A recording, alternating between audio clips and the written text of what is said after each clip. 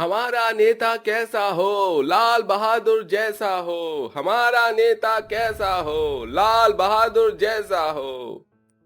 चलिए चलिए, बैठ जाइए। हम आपको कुछ बताना चाहते हैं। हमने पिछली बार बहुत सारे काम करवाए और इस बार सबसे पहला काम हमारा बिजली की सुख सुविधा देने का होगा। देखना, मेरे जीतते ही बिजली मुफ्त और 24 घंटे की होगी। यह मेरा आप सभी से वादा है। नेताजी, 4 साल से आप ही जीत रहे हो, लेकिन इस 4 साल में बिजली फ्री या फिर 24 घंटे तो बहुत दूर, समय पर ही कभी नहीं आई। हाँ हाँ नेताजी, सही बात है। अरे कब हमारी बस्ती के लोगों को सही समय पर बिजली मिलेगी? आप बस सही समय पर बिजली देना शुरू कर दो। बिजली का बिल तो हम गरीब जैसे तैसे भर ही लेंगे। कम से कम हमें रात को चैन की नींद तो मिलेगी।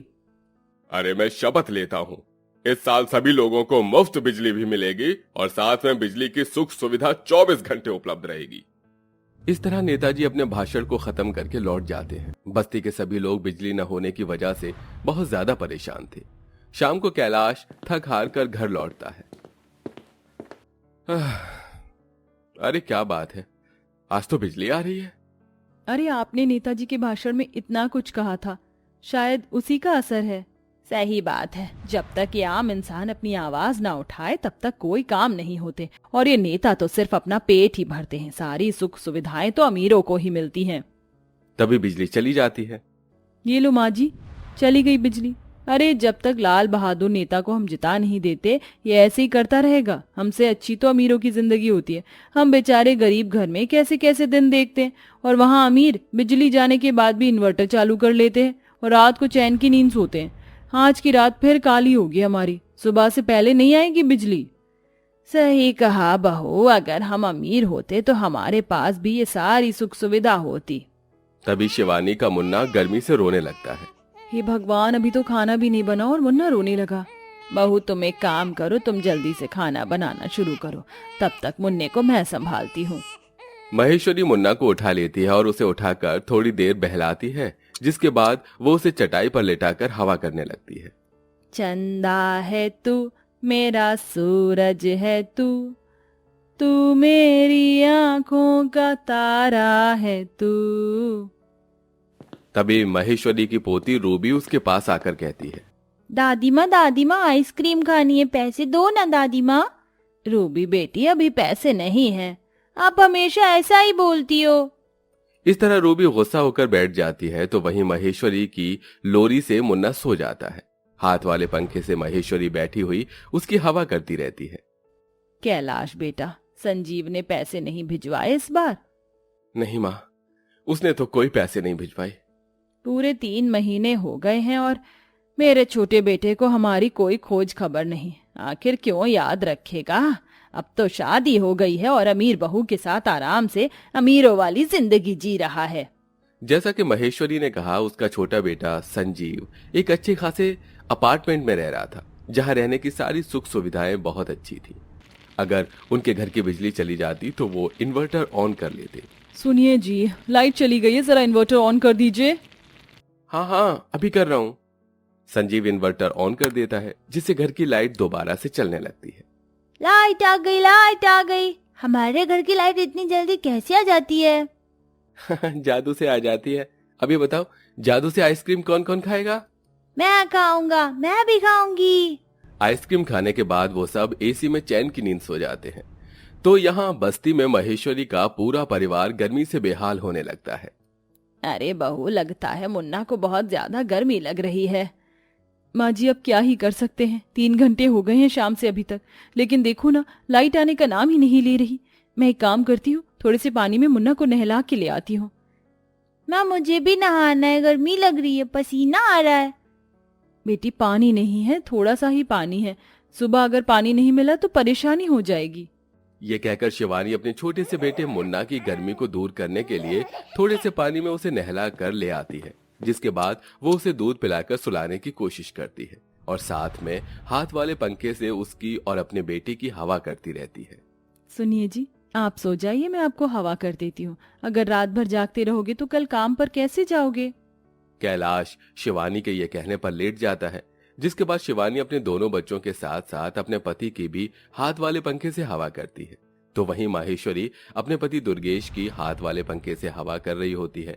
रात भर सास बहू इसी तरह हाथ वाले पंखे से हवा करते हुए झूलते रहते हैं। फिर रात के 3:30 बजे लाइट आ जाती है। शुक्र है लाइट तो आई। मुझे तो लग रहा था कि आज की सुबह 5 बजे तक लाइट आने ही नहीं वाली। चलो बहू, 1.5-2 घंटे की जो नींद है उसे निकाल लेते हैं, क्योंकि सुबह 5 से 6 बजे उठकर पानी भरने भी जाना है। दोनों सास बहू थोड़ी देर के लिए सो जाते हैं। इस तरह गरीब लोग गर्मी में अपना गुजारा कर रहे थे। सुबह 6 बजते ही शिवानी पानी भरने नल पर पहुंच जाती है, जहां औरतों की लड़ाई हो रही होती है। पहले मैं आई हूँ, पहले पानी मैं भरूंगी। अरे आई बड़ी पहले पानी भरने वाली, पहले तो पानी मैं ही भरूंगी, यहाँ पहले बर्तन लगा कर गई थी मैं।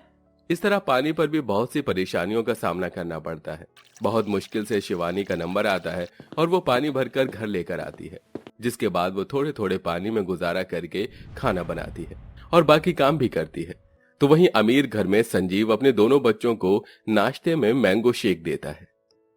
ये लो बच्चों, ठंडा ठंडा mango shake. It's so yummy, thank you dad. मुझे नहीं पीना, मुझे तो चॉकलेट शेक पीना है। ओहो, ठीक है, ये तुम्हारी माँ पी लेंगी। मैं अभी चॉकलेट शेक बना के अपनी प्रिंसेस को देता हूँ। ये कहने के बाद संजीव पूर्वी के लिए चॉकलेट शेक बनाकर उसे देता है। जब वो रसोई में आता है तो वहां प्रियंका वॉश बेसिन में नल खोलकर बर्तन धो रही होती है। मैंने तुम्हें कितनी बार कहा है नल बंद करके काम किया करो, पानी कितना वेस्ट होता है। जब देखो हर चीज में कंजूसी करते रहते हो। बिजली बचाया करो, पानी बचाया करो, क्यों करते हो ऐसे गरीबों जैसी हरकतें? तुम मुझे गरीब बोल रही हो? अरे गरीब था मैंने देखा है गरीबी भरे दिन। रात भर बिना लाइट में सोया हूँ अपने परिवार के साथ। तभी तुमसे कहता हूँ पानी और बिजली की बचत किया करो, क्योंकि कुछ लोगों को ये सब नसीब नहीं होता। इसी बात पर उन दोनों का झगड़ा हो जाता है। संजीव गुस्से में ऑफिस चला जाता है। ऐसे ही कभी कभी संजीव को अपने परिवार की बहुत याद आती है। इतनी भरी गर्मी में मैं तो यहाँ ऐशो आराम की जिंदगी जी रहा हूँ। पता नहीं मेरा परिवार वहां कैसे रह रहा होगा। कुछ दिन की छुट्टी निकालकर उनके पास जाऊंगा। संजीव ऐसा सोचकर कुछ दिन की छुट्टियां निकालता है और अपने परिवार के पास रहने के लिए जाता है, जहां वो देखता है कि उसके गरीब परिवार को गर्मी में बिजली, पानी, हर चीज के साथ कितना स्ट्रगल करके चलना पड़ रहा है। भैया, ये क्या लाइट गई हुई है? हाँ, अरे 2 दिन से लाइट गई हुई है, लेकिन किसी नेता को किसी को कुछ को पता ही नहीं है। हमारी तरफ किसी का ध्यान ही नहीं जाता, क्योंकि बस्ती वालों के वोट कहाँ काम आने वाले हैं। अमीर लोग जो वोट देंगे उसी से नेता जीत जाते हैं। अरे बेटा संजीव, अब क्या ही बताएं। यहाँ पानी से लेकर बिजली की कितनी परेशानी है। हम गरीबों को तो गर्मी में इसी तरह गुजारा करना पड़ता है। देवर जी, आपके फ्लैट पर तो ये सारी परेशानियां नहीं होती होंगी। वहाँ तो समय पर लाइट आया करती होगी। भाभी जी, वहाँ लाइट जाती भी है तो तुरंत इन्वर्टर लोग चला लेते हैं, जिससे लाइट जाने न जाने का कोई पता नहीं चलता। सही कहा देवर जी, लेकिन हमें तो यहाँ ऐसे ही 2-2, 3-3 दिन तक बिना लाइट के गुजारा करना पड़ता है। ऐसे ही उस रात जब संजीव बिना लाइट के सो नहीं पाता तो उसे अपना अमीरों वाला फ्लैट बहुत याद आता है। मेरे फ्लैट पर हमेशा लाइट रहती है। रात को एसी की हवा में आराम से सोता हूँ। यहाँ मात्र गर्मी से बचने के लिए एक पंखा है और इस पंखे में पूरा परिवार सोता है। गरीबों की रात मच्छर और हाथ के पंखे से हवा करते हुए गुजरती है, तो अमीरों की रात पार्टी करते हुए या फिर एसी की हवा में सोते हुए जाती है। मुझे अपने परिवार के साथ साथ इस बस्ती के लिए भी कुछ तो करना होगा। संजीव ऐसा सोचकर अपने अमीर लोगों के साथ एक कम्युनिटी बनाता है, जिसके चलते वो बस्ती वालों की न्यूज टीवी पर लेकर जाता है और उनके हक के लिए आवाज उठाता है। अब हम सब अमीर तभी आगे कोई कदम बढ़ाएंगे या अपना नेता चुनेंगे, जब तक इन गरीबों को इनका हक नहीं मिल जाता। हमें से कोई भी अमीर किसी भी नेता को वोट नहीं देगा। इन गरीब लोगों को पानी, बिजली और रहने की सुख सुविधाएं सरकार द्वारा मिलनी चाहिए। इस तरह संजीव की आवाज उठाने पर यह न्यूज आग की तरह चारों तरफ फैल जाती है और सभी नेता से लेकर सरकार इसके बारे में बहुत सोचते हैं, जिसके बाद गरीबों के लिए बस्ती तोड़वाकर पक्के मकान बनवाए जाते हैं और 24 घंटे की बिजली और साफ पानी भी दिया जाता है। इस तरह गरीब लोगों की परेशानी खत्म होती है और वो गर्मी में आराम से रात को चैन की नींद सो पाते हैं। माँ, अब तो मैंने एसी और इन्वर्टर दोनों लगवा दिए हैं, अब तो ठीक है ना? हाँ बेटा, बिल्कुल ठीक है। अब हम गरीबों को परेशानी नहीं होगी, हम भी रात को चैन की नींद सोएंगे। ये लो रूबी, मैं तुम्हारे लिए चॉकलेट और आइसक्रीम लेकर आया हूँ, तुम्हें पसंद है ना? हाँ चाचू, ये तो बहुत टेस्टी लग रही है। मेरे लिए ये लाने के लिए आपका बहुत शुक्रिया। इस तरह अपने परिवार को खुश देखने के बाद संजीव वापस लौट आता है। वहीं उसके आने के बाद प्रियंका भी अपना बर्ताव बदल लेती है और अब वो पानी और बिजली की बचत करती है और संजीव अपने दोनों बच्चों के साथ खुशी खुशी रहने लगते हैं।